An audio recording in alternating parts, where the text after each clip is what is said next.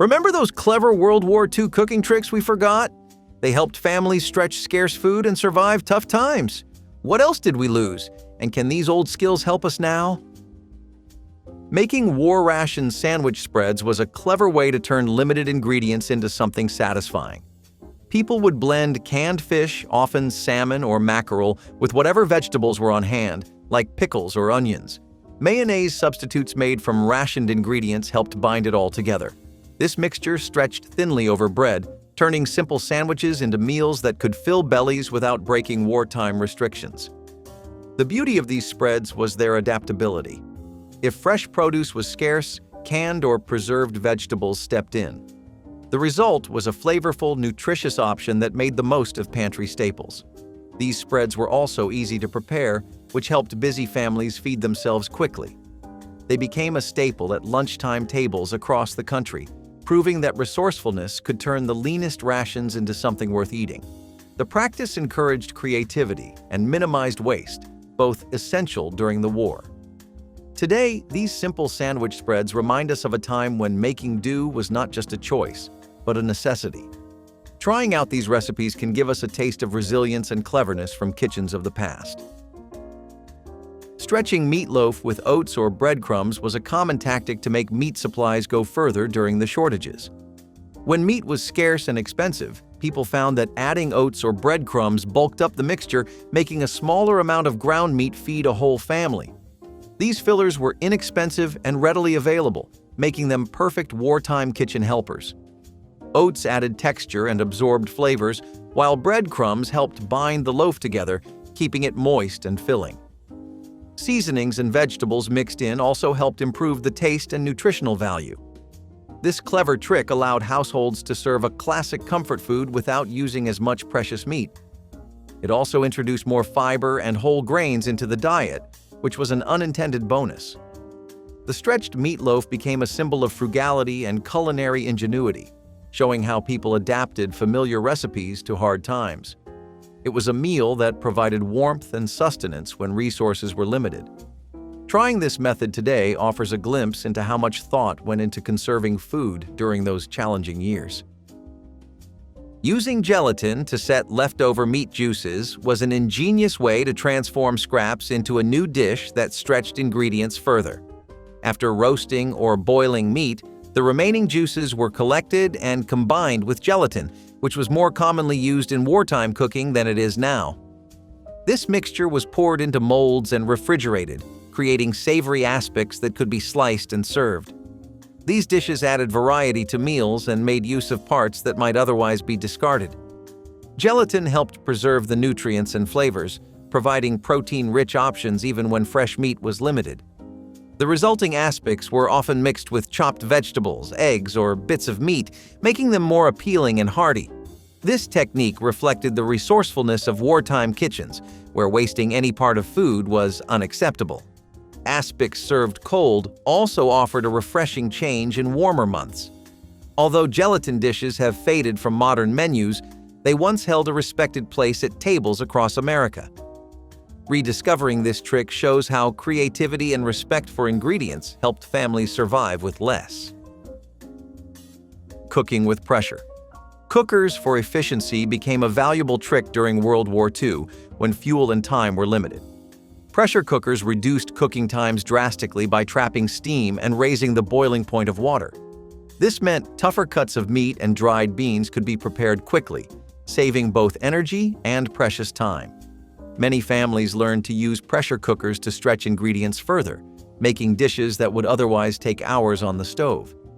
These pots also helped preserve nutrients that might be lost during longer cooking. The ability to prepare a hearty meal fast was essential when rationing limited both fuel and food. Pressure cookers became common in wartime kitchens, praised for their practicality and convenience. Today, while electric appliances have taken over, the principles of pressure cooking remain a reminder of how innovation met necessity. Using a pressure cooker was not just about speed, it was about making the most of scarce resources and easing daily burdens in difficult times. Creating homemade mustard from mustard seeds was a clever, cost-saving way to add flavor when store-bought condiments were scarce. Mustard seeds were inexpensive and could be ground at home to make fresh mustard pastes of varying heat and intensity. This homemade version was used to season meats, dress vegetables, and enliven sandwiches. Making mustard from scratch gave cooks control over the ingredients and helped avoid reliance on rationed or imported products. Mustard's sharpness also helped mask the blandness or substitutions often found in wartime dishes. Many families learned to prepare and store their own mustard, turning a simple seed into a pantry essential. This practice encouraged self-sufficiency and brought bold flavor to otherwise plain meals.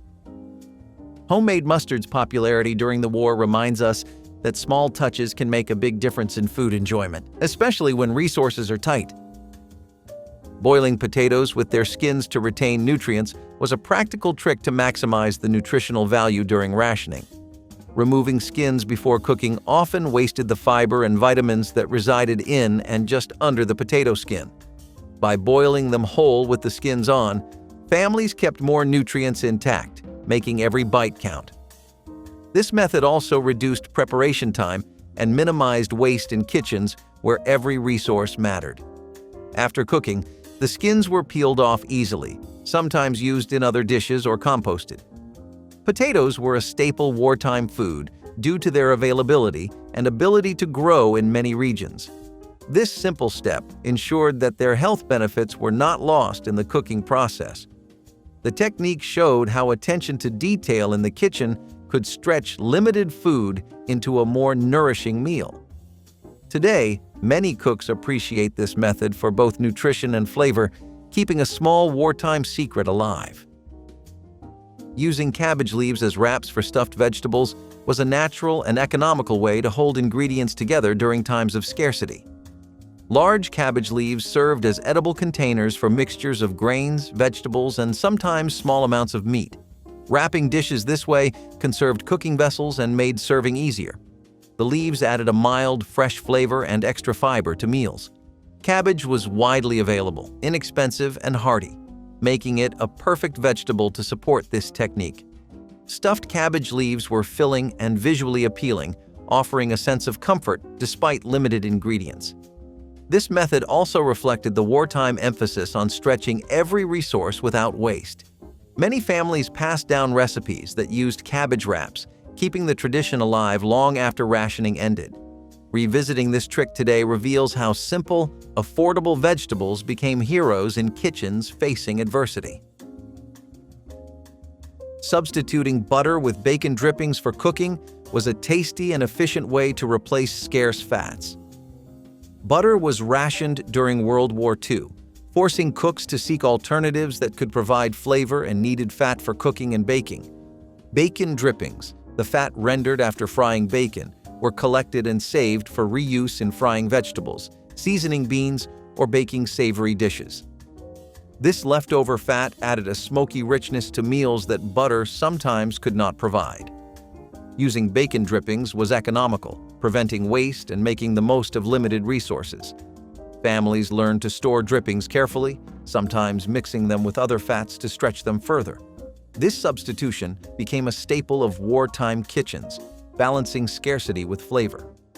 Today, it serves as a reminder that necessity often inspires delicious creativity, turning something left over into a prized cooking ingredient.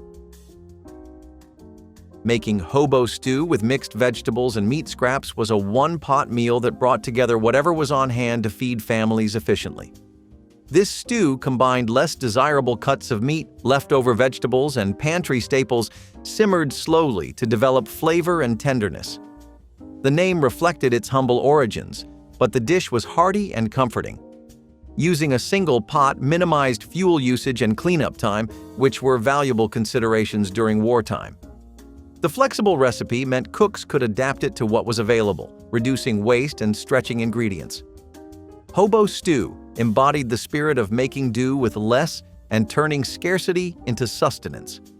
Its warming qualities made it a favorite in many homes, especially during cold months. Today, it stands as a symbol of resilience and practical cooking wisdom from a time when every morsel mattered.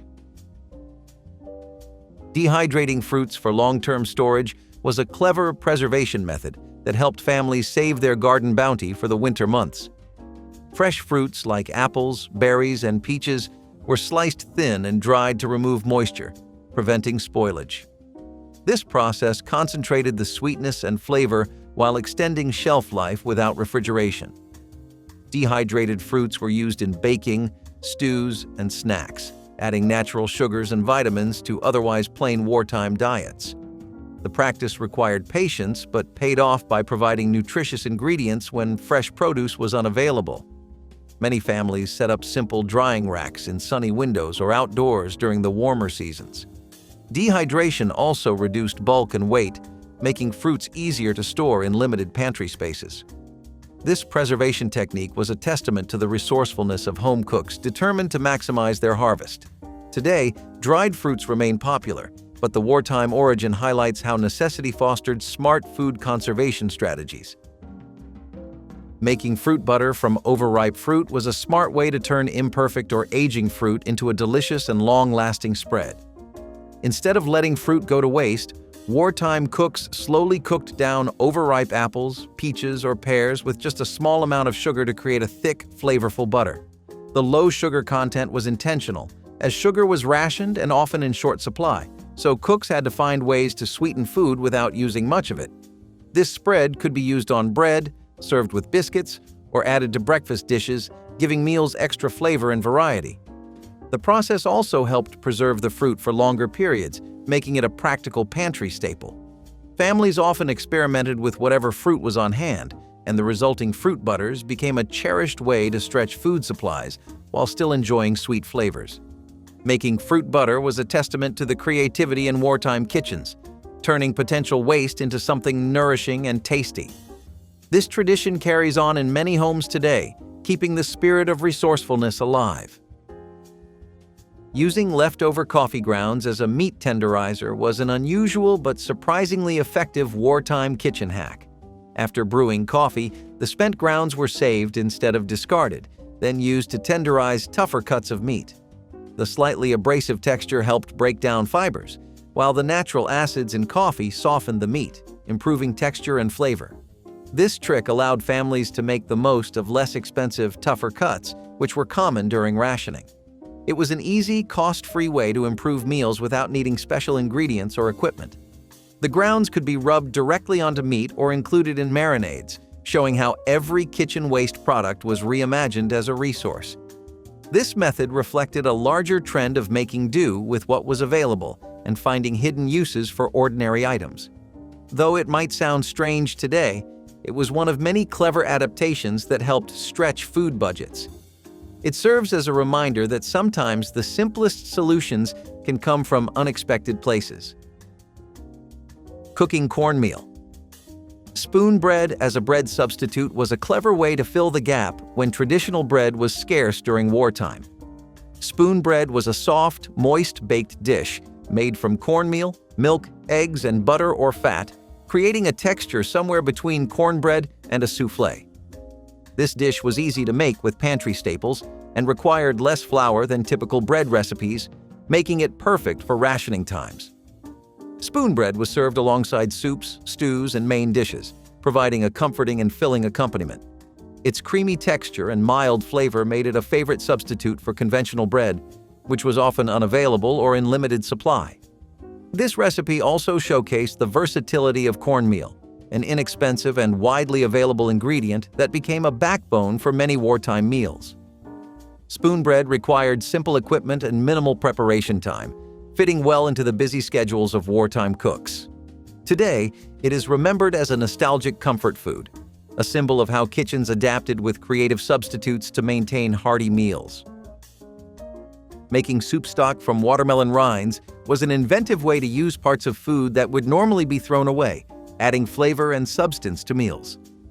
During times of scarcity, nothing was wasted, and watermelon rinds, often discarded, became a valuable ingredient in homemade soup stocks. The rinds imparted a subtle sweetness and body to broths, while extending the volume of soup without extra cost. Combining these with vegetable scraps or bones created a nourishing base for soups and stews. This practice illustrated the wartime mindset of resourcefulness and frugality, where every part of food was utilized to its fullest. Using watermelon rinds helped stretch limited supplies and added variety to diets that were often repetitive. This little-known trick was popular in regions where watermelons were abundant during summer months, and families preserved rinds by drying or pickling them for later use.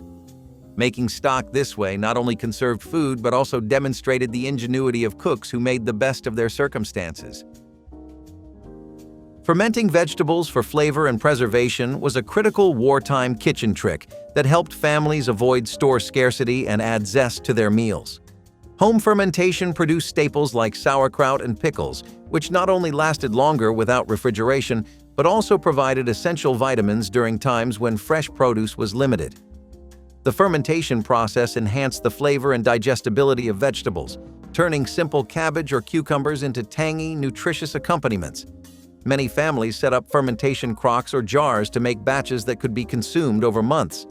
This preservation method allowed people to enjoy variety in their diet and helped prevent nutritional deficiencies. Fermented foods became a common sight on wartime tables, especially in immigrant communities that brought traditional recipes and techniques from Europe. This trick was inexpensive and sustainable, making it an indispensable part of wartime food culture. Fermentation also fostered a sense of self-sufficiency and was a source of pride for home cooks who could turn humble ingredients into delicious and healthy foods. Making potato soup, thickened with flour and milk powder, was a wartime adaptation to create a creamy, filling soup using ration-friendly ingredients. Potatoes, abundant and inexpensive, formed the base of the soup, while flour and powdered milk replaced scarce fresh cream or butter to thicken and enrich the dish. This hearty soup provided warmth and sustenance, making it popular in homes coping with rationing and limited food variety. The use of powdered milk was especially important because fresh dairy was often unavailable or reserved for military use. Flour added body, creating a smooth texture that could satisfy hungry families. Cooks often added whatever vegetables were available to boost nutrition, making the soup both economical and practical. This soup became a comforting staple in many households, illustrating how simple substitutions could maintain flavor and nutrition despite shortages. Today, potato soup remains beloved, but the wartime versions highlight a time when ingenuity and necessity shaped recipes in ways we rarely think about now. Using wild greens and weeds in cooking was a vital strategy for supplementing scarce vegetables during wartime shortages. People ventured beyond cultivated gardens to forage for wild plants such as dandelion greens, chickweed, and purslane. These wild edibles were rich in nutrients and added much-needed variety to otherwise limited diets. Foraging required knowledge of safe plants and local seasons, making it a communal activity in many rural and suburban areas. Wild greens could be boiled, steamed, or added to soups and stews, helping stretch rationed food further. This practice connected families to the land and tradition, often taught by elders and passed down through generations. Using wild plants reduced reliance on stores and helped maintain health during difficult times. It also fostered a sense of resilience and adaptability in the kitchen. Today, foraging has seen a revival, but its importance during wartime reminds us of how deeply food culture is tied to survival and the environment. Making homemade vinegar from apple scraps was an ingenious way to turn food waste into a valuable cooking acid. During World War II, vinegar was a sought-after ingredient used for pickling, flavoring, and preserving food. Commercial supplies were often limited due to rationing, so home cooks took advantage of apple cores, peels, and leftover fruit to produce their own vinegar through fermentation. This process involved soaking the scraps in water and allowing natural yeasts to convert sugars into alcohol, which then fermented into vinegar over weeks. The homemade vinegar was multi-purpose, used in dressings, sauces, and as a preservative for homemade pickles. Making vinegar at home reduced the need to purchase scarce products and gave cooks control over acidity and flavor. It was a patient process, but rewarding, contributing to food preservation and taste. This wartime trick demonstrated how nothing was wasted, and every resource was maximized, reflecting the frugal spirit of the era. Making carrot mock cake with minimal sugar was a creative way to satisfy sweet cravings when sugar was rationed and expensive. Instead of relying on large amounts of sugar and butter, cooks used grated carrots to add natural sweetness and moisture to cakes, complemented by spices like cinnamon and nutmeg. This vegetable-based dessert mimicked the flavors and textures of richer cakes while using fewer precious ingredients. Carrots were affordable, easy to store, and available from victory gardens or local farms, making them a perfect substitute. The cake was often topped with a light glaze or frosting made from powdered sugar substitutes or cream cheese when available. This trick allowed families to enjoy a taste of indulgence without breaking rationing rules or budgets. Carrot cake became a symbol of wartime ingenuity, turning everyday vegetables into celebratory desserts. The tradition has endured, reminding us how adaptation can create lasting culinary favorites. Using cold leftover mashed potatoes to make potato cakes was a practical way to reinvent leftovers into a new and satisfying dish. After meals, leftover mashed potatoes were formed into small patties and pan-fried until crispy and golden on the outside while remaining soft inside. This technique stretched food supplies and prevented waste by transforming plain leftovers into a fresh, tasty side or snack. Potato cakes were easy to prepare and could be flavored with whatever herbs or onions were available, making them adaptable to many kitchens. They offered comforting texture and taste, providing a sense of familiarity in uncertain times. The popularity of this dish during World War II showed how resourceful home cooks turned necessity into comfort food. Potato cakes remain a nostalgic reminder of wartime kitchens, where every bit of food was treasured and reused creatively. Today, they continue to delight as a simple, economical favorite. Adding pulp from canned tomato juice into stews was a simple but effective way to boost flavor and nutrition when fresh ingredients were scarce. Tomato juice pulp added a rich, tangy depth to otherwise bland stews, helping to mask the limited variety of vegetables or meat. The canned pulp was easy to store and available even when fresh tomatoes were not, making it a pantry staple in wartime kitchens. Adding tomato pulp also contributed valuable vitamins and antioxidants, improving the meal's overall health benefits. It was a versatile addition that worked well with a range of dishes, from bean stews to vegetable soups. Using canned tomato pulp showed how cooks creatively enhanced flavor while conserving precious resources. This trick helped turn plain, rationed ingredients into satisfying, tasty meals. Today, canned tomato products remain popular, but during World War II, their strategic use was a mark of kitchen ingenuity and frugality. Using canned sauerkraut juice as a soup base was an inventive way to bring acidity and flavor to simple broths during times of rationing. Sauerkraut juice, rich in probiotics and tangy flavor, added a unique zest to otherwise bland soups made from limited ingredients. This liquid helped break up heavy or dull flavors, making soups more palatable and interesting. It also contributed nutritional benefits, including vitamins and digestive aids, valuable when fresh produce was scarce. Canned sauerkraut juice was easy to keep on hand and added complexity without requiring extra effort or costly ingredients. Wartime cooks embraced this as a way to brighten up soups that often relied on water, potatoes, and root vegetables. This trick reflected a broader theme of making the most of every resource and finding new uses for preserved foods. Today, sauerkraut juice is less common in cooking, but its wartime use shows how necessity breeds culinary creativity. Making cheese spread from processed cheese and mayonnaise was a popular way to create a creamy, spreadable snack perfect for sandwiches and crackers. During rationing, fresh cheese was expensive and not always available, so processed cheese provided an affordable alternative. Mixing it with mayonnaise or mayonnaise substitutes helped create a smooth texture and enhanced flavor. This spread was easy to prepare, required few ingredients, and could be stretched to feed many. It became a staple in many households, adding richness to meals without needing large amounts of fresh dairy. The cheese spread could be flavored with herbs, mustard, or chopped pickles, increasing variety and enjoyment.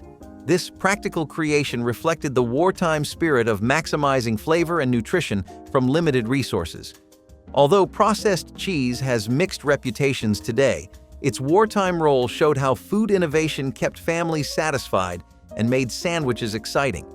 Trying this cheese spread recipe today offers a nostalgic taste of resourcefulness from the past.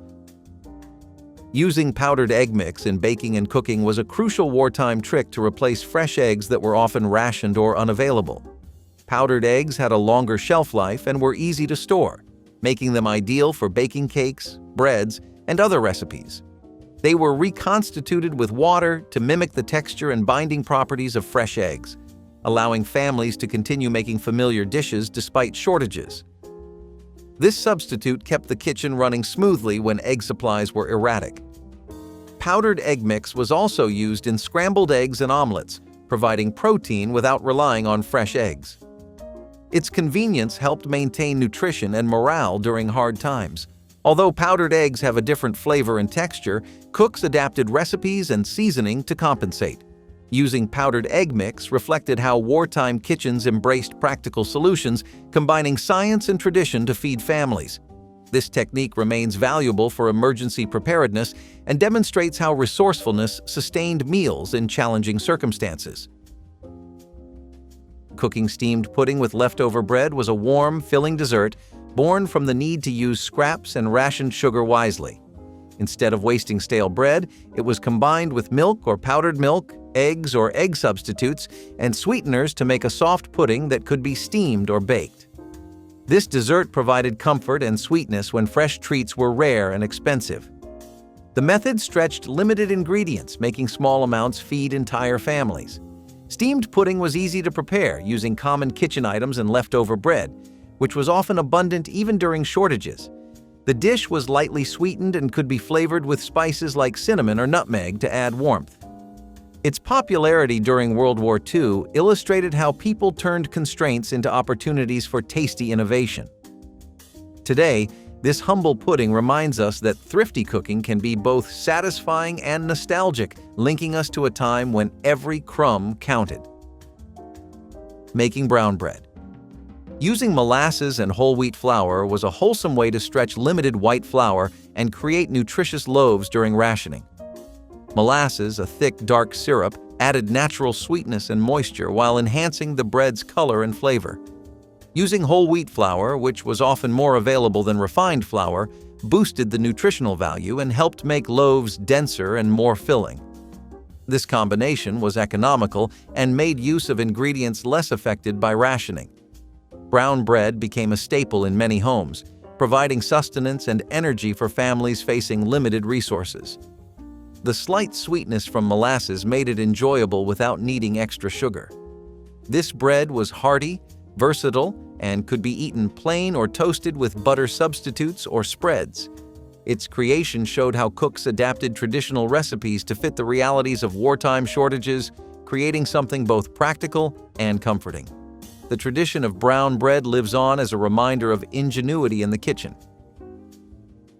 Using dried fruit in meat dishes for sweetness was a clever way to balance savory flavors and mask the toughness of rationed meat. Since fresh fruit was often unavailable or reserved for children and soldiers, dried fruits like raisins, apricots, or prunes added natural sweetness and moisture to stews, roasts, and meatloaf. This combination enhanced the dish's overall flavor, making it more appealing despite limited and less tender meat cuts. Dried fruits also provided important vitamins and nutrients, improving the nutritional profile of meals. Their long shelf life and portability made them ideal for wartime pantries. Incorporating dried fruit reflected the creative blending of flavors needed to stretch scarce ingredients. This technique borrowed from traditional recipes in European and Middle Eastern cooking, adapted to fit wartime realities. Today, the sweet-savory contrast continues to delight palates, but its roots in necessity remind us of how cooks turned simple pantry items into something special. Adding vinegar or lemon juice to tenderize meat was a simple but effective acidic marinade that improved the texture of tougher, rationed cuts. Meat was often less tender due to shortages of premium cuts, so cooks used vinegar or lemon juice to break down proteins and soften the flesh. These acids not only helped tenderize but also added a bright flavor, balancing the richness of slow-cooked or braised meats. Marinating meat before cooking became a common practice, requiring only pantry staples and a bit of time. This trick enhanced the eating experience without needing extra fat or expensive ingredients. Using acidic marinades showed how home cooks adapted traditional techniques to wartime conditions, making the best of what they had. This simple step transformed humble meat dishes into more palatable meals that could satisfy hungry families. Even today, vinegar and citrus remain staples in marinades, a lasting legacy of resourcefulness born from hardship. Stretching stews with lentils or split peas was an economical way to bulk out meals and provide protein when meat was scarce. Lentils and split peas were affordable, filling, and widely available, making them perfect additions to hearty stews and soups. These legumes absorbed flavors well and added thickness, turning thin broths into satisfying dishes that could feed large families. Using them helped reduce reliance on rationed meat while improving the nutritional content of meals. Cooks combined lentils or peas with vegetables, herbs, and small amounts of meat or meat broth to maximize flavor and sustenance. This practice was especially common in rural areas and immigrant communities familiar with legume-based cooking. Stretching stews with legumes reflected the spirit of making every ingredient count and avoiding waste. Today, lentils and split peas are still popular in comfort foods, but their wartime use highlights how necessity shaped culinary habits that endure. Making jelly from wild berries gathered locally was a way to preserve natural resources for homemade spreads that lasted through the winter. Foraging for wild berries such as blackberries, raspberries, or elderberries provided fresh fruit that was otherwise hard to come by during rationing. These berries were cooked down with minimal sugar to make jellies and jams that added sweetness and variety to daily diets. Preserving berries extended their use, allowing families to enjoy seasonal flavors year-round.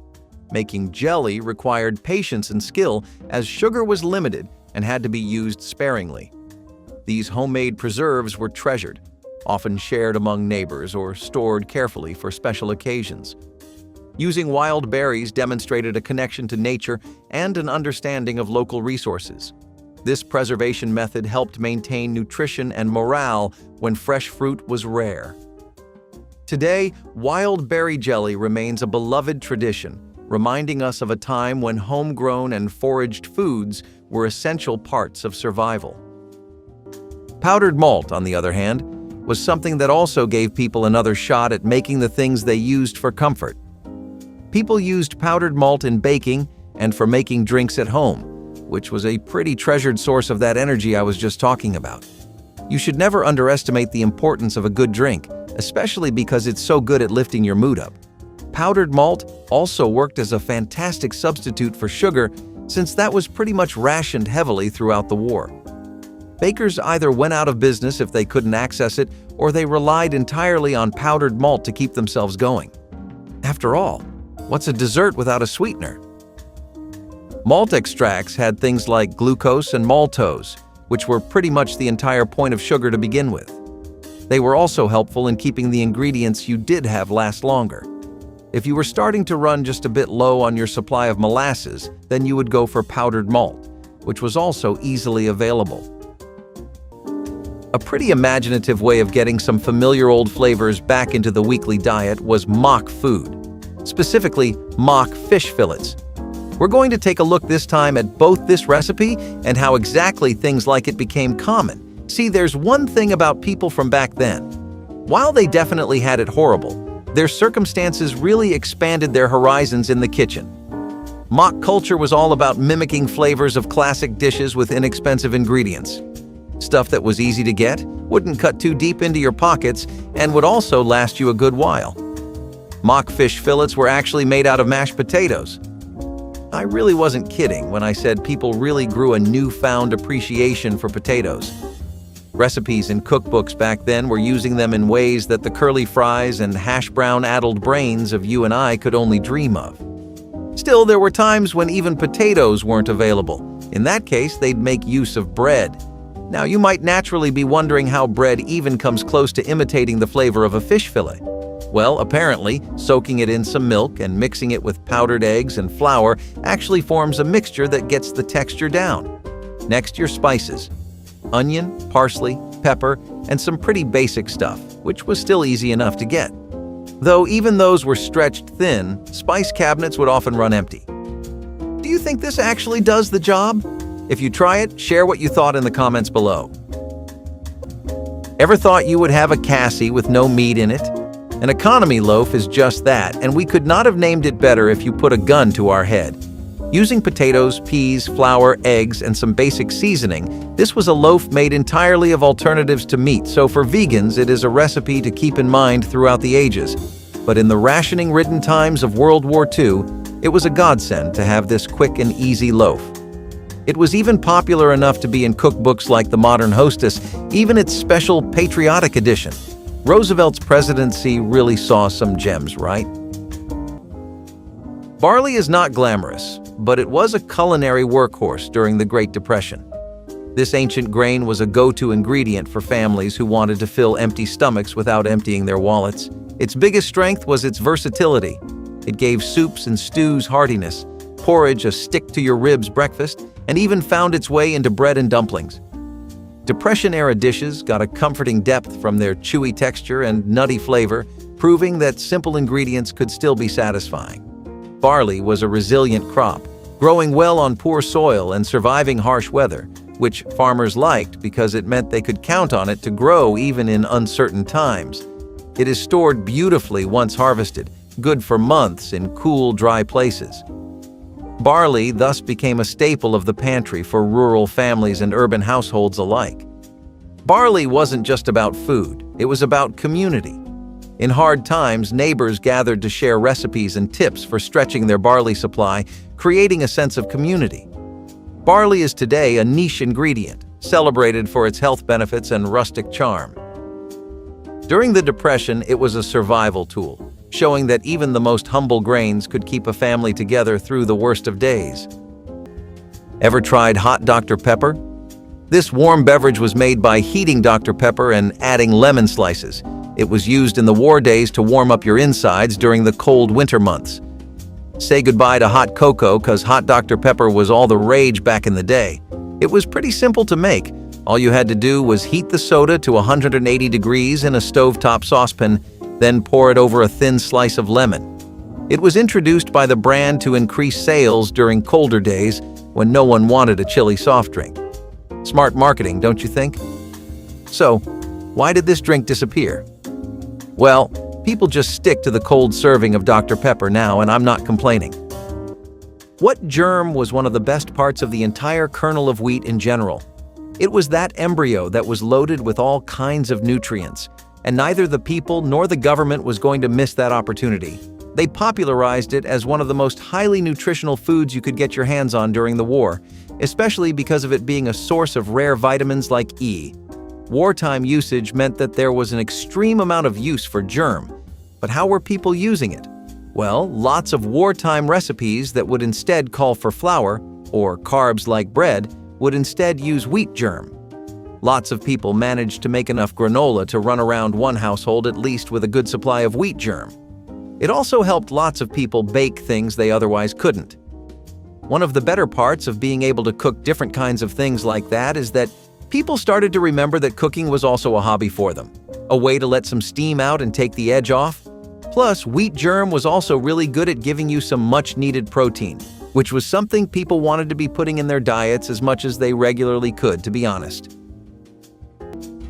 I'm going to have to go back to talking about how much we've borrowed from our British friends over in the United Kingdom.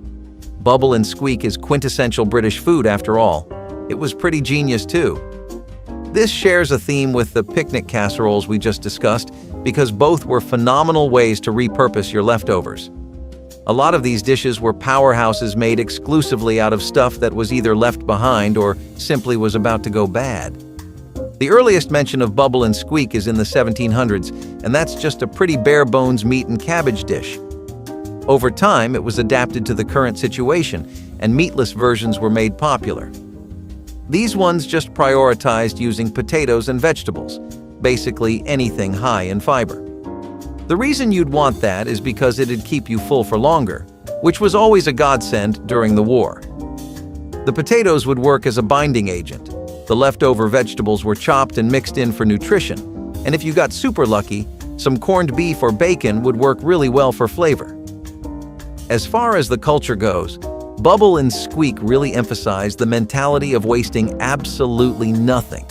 Despite how humble the recipe is, it's definitely something that brought comfort to a lot of families. War or no war, who can say some mashed potatoes and greens haven't cheered them up at some point? So, for onions stuffed with grape nuts, you needed nothing that fancy, not even a lot of seasoning outside of your basic salt and pepper. All you needed was 1.5 cups of pork sausage meat, some melted fat, ketchup, and if you could spare some strips, then bacon. Of course, the key player, grape nuts, would come later when the onions would be chopped and diced mixed with the sausage and the other ingredients. This was then baked for around 40 minutes, and the outcome was a resounding yes from everyone at the dinner table. Dishes that were simple but incredibly effective at filling everyone and leaving them with a happy smile were the holy grail of the 40s and 50s. Evaporated apples came to the rescue when the orchard was empty and fresh fruit was a distant memory. These dried slices were a Depression-era treasure, lightweight, shelf-stable, and could take a plain dish and make it special. During the cold months, fresh produce was scarce, and a jar of evaporated apples was worth its weight in gold. Evaporated apples could be rehydrated in water and turned into pies, crisps, or cobblers, bringing the essence of autumn to winter tables. In addition, they were also a sweet addition to oatmeal, pancakes, or even savory stews. Evaporated apples were different from canned fruits. They didn't need sugar or preservatives and were an affordable and natural choice for frugal families. The resourcefulness of the drying process itself was a testimony. Apples were often sliced thinly, and families would place them out in the sun or hang them on strings to air dry. Even bumper crops didn't go to waste with this low-tech method. The flesh and the core of every apple were used. Dried apples are today a popular snack, but during the Great Depression, they were a symbol of ingenuity. Corned beef hash was pretty much a mix of corned beef, potatoes, and onions. Corned beef, also known as salt beef, was popular in most Commonwealth countries during both the World Wars. Although the exact origin of corned beef is unknown, it most likely came about when people began preserving meat through salt curing. This dish was a practical way to use up leftovers and stretch food supplies, and was often served for breakfast or dinner. The best part? It was very filling at a very low cost. It is also the ultimate hangover cure before, or at least it was before, people discovered avocado toast. But let's be real, nothing beats a good plate of hash when you're craving something satisfying. So, here's a ration that was actually heavily politically charged as well. What do you think happens when you introduce canned sauerkraut, a heavily German meal, in a time when anti-German sentiment is soaring sky high in the hearts and minds of the people? Some think this was a deliberate attempt by the American government to sway public opinion towards the takes they wanted. Sort of a try at radicalizing them by reminding them who was responsible for their current state. To promote American unity, the government even tried to get people to start calling sauerkraut something entirely different. Now it was to be known as Liberty cabbage, and this was a way for them to take the parts of German culture that they liked while distancing people overall from the image of it that already existed. This was a European German meal, and that wasn't what they wanted it to look like because it was also a fantastic ration. Hence, you saw the term Liberty cabbage being plastered all over newspapers and ads, as well as packaging. Split pea soup was always something that we enjoyed greatly, mostly thanks to our European neighbors in the States. They didn't become a nationwide sensation until the Depression and World War II hit, though. That entire period actually saw an insane spike in the general perception of beans, peas, and lentils. Basically, anything that was vaguely similar to that was suddenly God's greatest gift to Earth. This doesn't just have to do with the times being hard and there being a massive war going on either. It has to do, again, with some age-old state-backed peer pressure. A lot of people were lost in the face of rations and surpluses that just didn't make the cut or last very long. The tensions with the government were extraordinarily high, especially with a lot of people just being tired of the war effort. The government of the United States of America decided to encourage people to cultivate some new hobbies in these trying times. One of those happens to be foraging, and it was just as convenient as it sounds. Free food that you can gather right from nature itself, that no one has to pay for? You can definitely see why something like that went mainstream. There is nothing like taking advantage of nature's bounty with sweet dishes like apple brown betties, and if the subject is how a pie can put you in the right mood, then it is criminal not to talk about these. Usually made with apples or pears, berries, and other seasonal common fruit, the fruit would be baked, and layers of sweetened crumbs would hold it all together. The dish was the textbook definition of comfort food, and it screamed grandma's cooking in a time where many people did not know if they would see their family again. Lots of folks were suffering from malnutrition and hunger, but pies like this, which are easy to make with natural ingredients, were a blessing. Apple brown betties are not as widely consumed today as they were during the World War, but back in the day, people found solace in the dessert they could make with whatever little they had. The recipe is commendable and might taste weird to us today because of our modern tastes. During the Great Depression, corn syrup wasn't just a sweetener, it was liquid gold. It was cheap, endlessly versatile, a pantry staple that helped stretch sugar supplies and satisfy sweet cravings when dessert options were slim. Corn syrup was a baking ingredient, but it was also a problem-solving ingredient. It sweetened oatmeal, preserved fruits, replaced expensive honey or maple syrup, and even found its way into homemade candies and frostings. Corn syrup was the next best thing for families with a sweet tooth but no budget to indulge. One of its hidden talents? It also acts as a secret weapon in making food last longer. Jams and jellies were often made with corn syrup to keep them fresh for months. It also ended up in Depression-era classics like pecan pie or molasses cookies, where it gave simple ingredients a rich, gooey texture that made them seem decadent. Modern critics might snicker at corn syrup's nutritional downsides, but during the Depression, no one cared. It was cheap, it was plentiful, and it kept families fed. It was a small but meaningful taste of happiness for kids lucky enough to get a corn syrup-laced treat. While we're on the topic of ham, this next dish added a fruity twist to it. Yep, we're talking about ham and banana hollandaise. Sweet banana, salty ham, and rich, creamy hollandaise sauce. Some might call it adventurous, others might call it a crime against food. This dish made a lot of buzz in the 1970s, and bananas have never appeared more out of their element ever since. It was featured in McCall's Great American Recipe Card collection in 1973 and took the world by storm due to its uniqueness. The hollandaise was a creamy sauce, first born in France and was originally known as sauce Isigny, named after a small town in Normandy, famous for its butter and cream.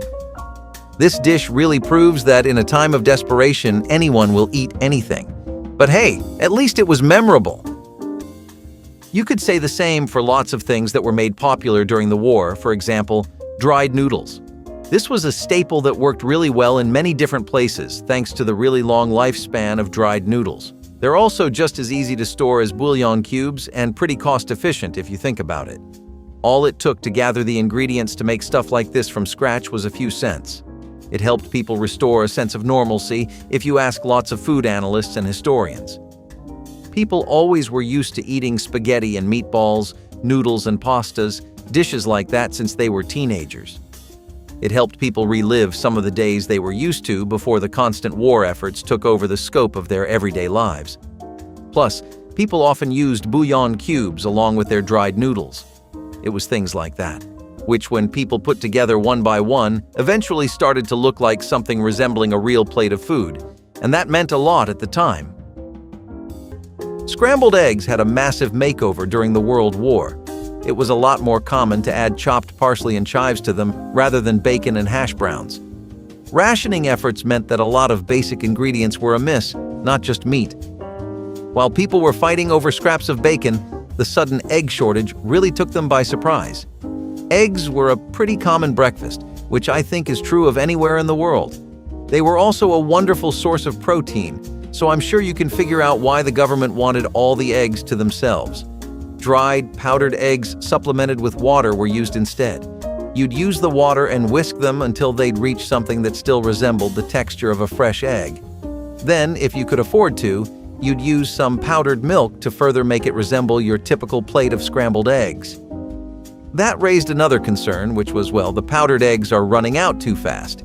The solution people came up with at that point was to use fillers like vegetables, the parsley and chives, to fatten the egg up a bit.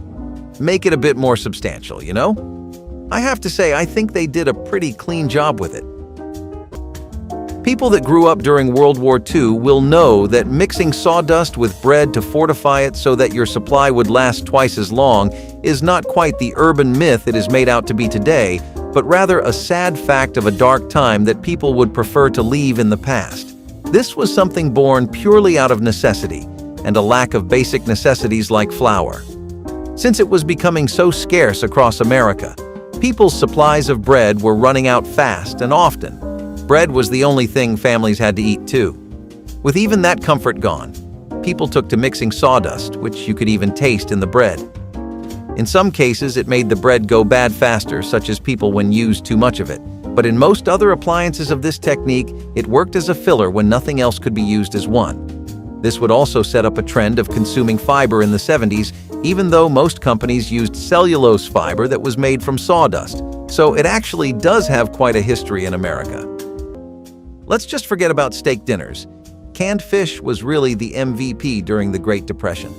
Cheap and convenient protein for families on razor-thin budgets came in the form of sardines, salmon, and even mackerel, which found their way onto dinner tables across America. The ultimate grab-and-go meal was sardines packed in oil or water, straight from the can, smashed onto bread, or spread with a little mayo and a lot of hope they could be eaten. Canned salmon was a heartier option for casseroles, patties, and soups, stretching one can to feed an entire family. The salty, slightly fishy flavor wasn't for everyone, but when you were hungry, you didn't complain. There were other advantages to canned fish as well.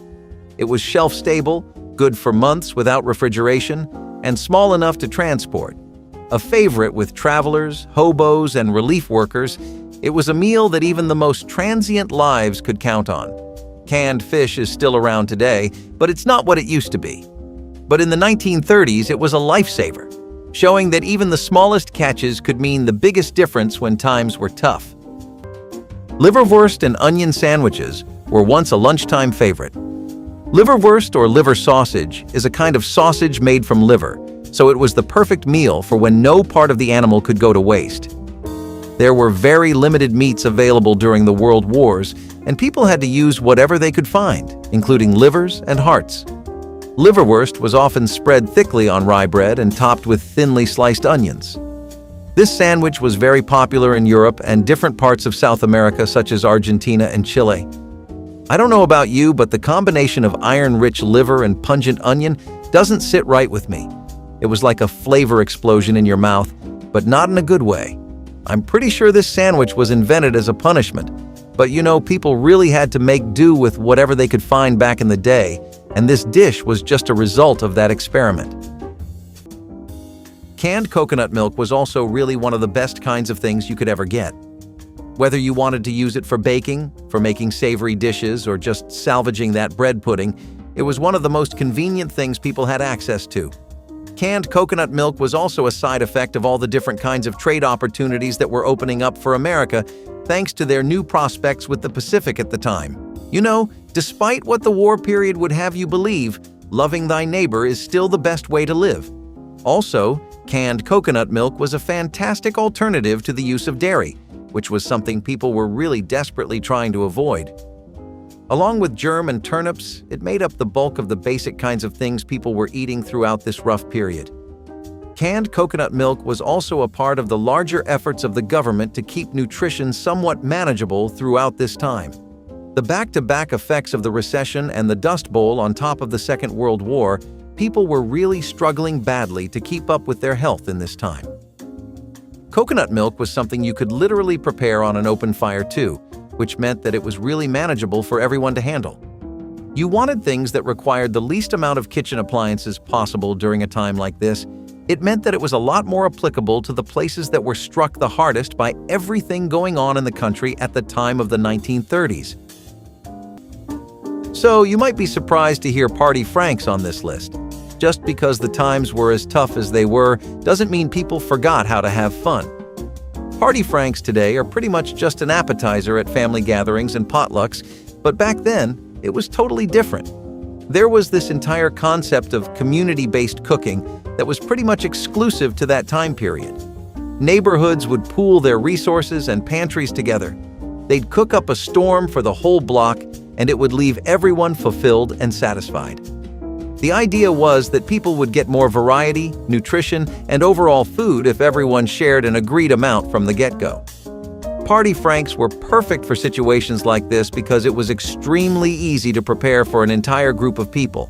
When I say group, I mean at least a dozen plus, not a family of 4. You'd have pigs in a blanket with sausages wrapped in leftover dough, or you'd have them sliced into tiny bits and added to stews, soups, and sometimes even sandwiches. It was a little way to add some flavor and style to otherwise pretty plain meals. If people can make an entire fake fish fillet and still be pretty satisfied with it, then other meaty wonders like liver definitely are not too far off the horizon, and chopped liver substitute would eventually prove that right. Something that became incredibly popular in the war-torn landscape of America because all it took was some onions, green lentils, walnuts, and salt and pepper.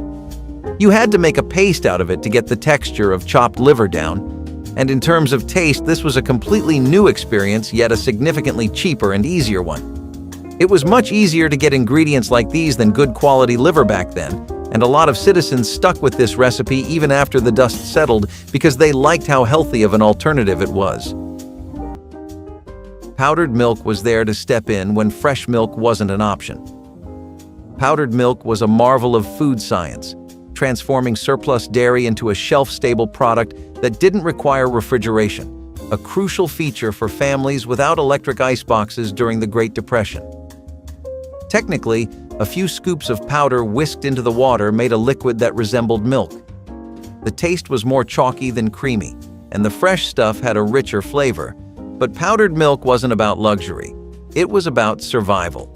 It was a base for soups, sauces, and baked goods, making it one of the most versatile Depression-era pantry items. Families with children found powdered milk especially important because it meant kids got a steady supply of calcium and protein, even when fresh dairy was not available. It was also affordable, which meant it became a favorite among relief programs, which distributed it to struggling households. Powdered milk was a lifeline for families living far from the nearest dairy farm in rural areas where refrigeration was scarce. Today, powdered milk is used mostly for emergencies and backpacking trips, but it played a big role during the Great Depression. It was a symbol of ingenuity and resilience, taking something as simple as milk and turning it into a survival tool in a world of scarce resources. Turkey tetrazini was a mid-century Italian-American delicacy back in the day. In 1950s through the 1980s, upscale New York City restaurants, including Mama Leone's and Sardi's, featured tetrazini on the menu. It was a creamy pasta bake made with turkey, mushrooms, and sometimes peas, all coated in a rich white sauce and baked until bubbly. This dish was named after Italian opera singer Luisa Tetrazini. In some variations, egg noodles were used instead. This dish was a popular way to use up leftover turkey, particularly after Thanksgiving, and it became a beloved comfort food in many American households. Today, it's less common to find it on dinner tables, but for those who remember it, turkey tetrazini is a nostalgic reminder of family meals and holiday leftovers. Turnip greens were also really helpful because they meant that you could get basic things like brine and other kinds of vegetable-based dishes when you really didn't want to spend resources on anything else. Sometimes it helps to save the little bits of ham and meat, the scraps and leftovers, for when you may really end up needing it later. In times like that, it meant that people barely had anything to eat, and turnips really helped. Turnips were one of the best kinds of leafy greens for the American diet during the Second World War because you could can them, you could pickle them, you could transport them easily, and you could also bake them. If you didn't have access to any kind of oven or couldn't afford one either, then you could also make use of turnips by simply boiling them. You could serve them with mashed potatoes and honestly make a pretty decent meal out of it too. Plus, they were really popular to use during the victory gardens that had started popping up during the wartime in people's backyards. Being able to grow your own produce was a milestone achievement for the American people in times like this, and it meant that they could get a steady supply of things like turnips, at least. Smoked picnic ham with brown sugar was another really inexpensive way to stretch ingredients without breaking the bank. You might not know, but refined sugar actually pretty much became a myth in homes back then. In more bougie neighborhoods, sure, you'd pop open a cabinet and see some sitting pretty, but for everyone else, that just wasn't the case. Refined sugar was a rarity and also an expensive ingredient to buy. Brown sugar, on the other hand, was the perfect fix. Cheap, available easily, and barely distinguishable, it was the backbone of a lot of wartime cooking. Also, the smoked picnic ham isn't really authentic either, at least not in the way you're thinking. Ham usually is made from the hind leg, but picnic ham is cured, and it's cut out of the shoulder. It's got mostly the same texture, but it's a bit on the cheaper side because it's tougher and has a higher fat percentage, which wasn't really a bad thing. I mean, the people were definitely lacking some of that in their diet. Smoked picnic hams with brown sugar were most regularly made around things like Thanksgiving and Christmas. It was a nifty little way to make everyone feel like they were celebrating.